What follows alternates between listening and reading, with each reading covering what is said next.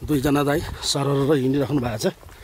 पारिपट्टि देख्न सक्नुहुन्छ हिउँ सर्लकै टल्केछ। अब भोलि चाहिँ दाइको कालो चस्माको हामी सदुपयोग गरिन्छ पालै पालो। ओ मेरो दाइ, हिउँ त हेर्न सकिन्न र नि खुल्ला आँखाले त। पारिपट्टिको दृश्य देख्न सक्नुहुन्छ।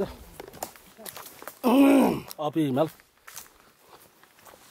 मान्छे पोखरा पोखरा पोखरा भनेर मरै छन्।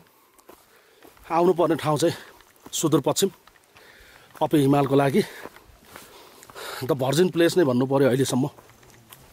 एकदमै राम्रो। अगाडि दुईजना दाइहरू हिँडिराख्नु भएको छ। अब यो यात्रा हो एउटा मेमोरी पनि हो होइन। युट्युबमा सबै भनेका कुराहरू हजुरले खोजे जस्तो नहुन सक्छ। हामी कचर पचर दाजुभाइका ग्रुपहरूले दिने कोसिस चाहिँ हामी गर्नेछौँ।